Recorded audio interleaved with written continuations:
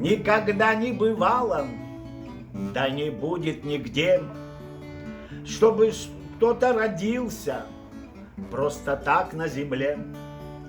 Предназначено свыше каждому и только свое, и судьбою оставить лишь свой след суждено. Этой женщине Богом очень много дано. Вы поймете все сразу, лишь взглянув на нее. Не черкешенка только, но и абхазка она. И чем славятся братья, все впитала в себя. Для нее все черкесы и абхазы собсны, с абазинами вместе, что бальзам для души.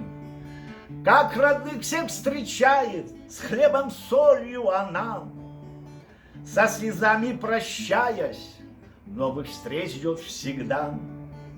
От черкеса отца она очень много взяла, да и мама абхазка воспитать так смогла.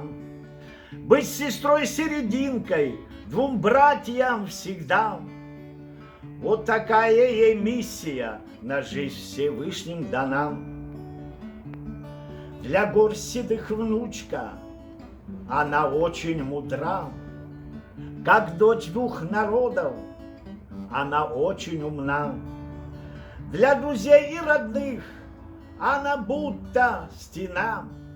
Живет такая в Черкесске Людмила Карданова.